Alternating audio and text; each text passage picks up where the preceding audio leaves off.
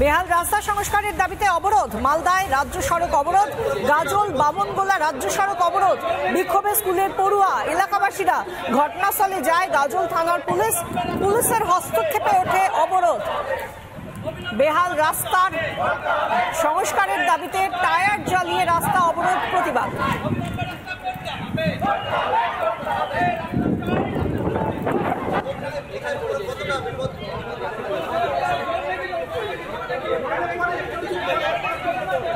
স্থানীয় বাসিন্দাদের এতদিন ধরে অনেকগুলো অভিযোগ রয়েছে, এতদিন ধরে কোন রকম তাদের অভিযোগ শোনা হয়নি। কি বলছেন তাদের মুখ থেকেই শুনুন।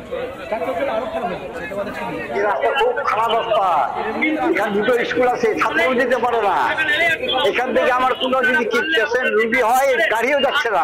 এই রাস্তা আমরা 7 থেকে 8টা গ্রামের মানুষ চলাচল করি, কিন্তু বারবার প্রধান ভিডিওকে বলা সত্ত্বেও এখনো অবধি তারা আমাদের রাস্তাটা করছে না। আমরা বলেছিলাম যে বুধবার থেকে বৃহস্পতিবারের মধ্যে আপনারা চলার জায়গাটুকু করে দিন, কিন্তু তারপরে প্রশাসন এখনো অবধি শুনছে না। তার জন্য দহিল হাই স্কুলের ছাত্র ছাত্রী সমেত আমরা গ্রামবাসীরা আজকে পথ অবরোধ করতে বাধ্য হয়েছি। সাধারণ মানুষ তারা বহুদিন ধরে অভিযোগ জানিয়ে আসছেন, প্রশাসনের দরজায় দরজায় ঘুরেছেন, কিন্তু তারপরেও যখন তারা বলেছিলেন বুধ অথবা বৃহস্পতিবার আসুন আপনারা দেখে যান কি অবস্থার মধ্যে দিয়ে যাতায়াত করছি, আমরা দেখতে পাচ্ছি এরপর তারা যখন প্রশাসন যখন কোনো রকম কর্ণপাত করেনি, তখন স্কুল পড়ুয়া থেকে নিয়ে সাধারণ এলাকার মানুষজন তারা রাস্তায় এসে বিক্ষোভ দেখিয়েছেন। এবং একদিকে রাস্তার বেহাল অবস্থা আর অন্যদিকে তাদের এই বিক্ষোভ, রাস্তায় টায়ার জ্বালিয়ে। তার মধ্যেই এবার স্থানীয় তৃণমূল এবং বিজেপি নেতৃত্ব নিয়ে কি বলছেন শুনুন।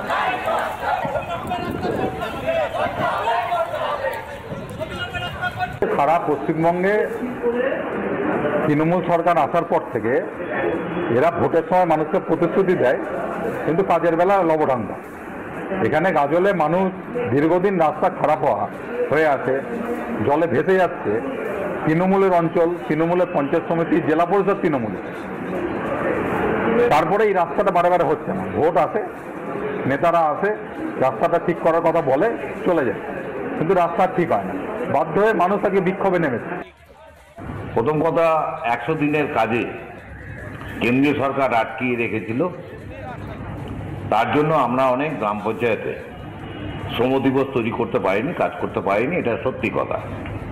তার সেই বঞ্চনা সত্ত্বেও বাংলার বাড়ি এবং লেবারদের যে টাকা, শ্রমিকদের যে টাকা, সেটা কিন্তু আমাদের স্টেট ফান্ড থেকে মমতা ব্যানার্জি দিয়েছে। হাইকোর্ট রায় দিয়েছে 1 আগস্ট থেকে চালু হবে। প্রথম কাজ ওই রানীগঞ্জের ওই কাজটা হবে, এটাই আমাদের কথা।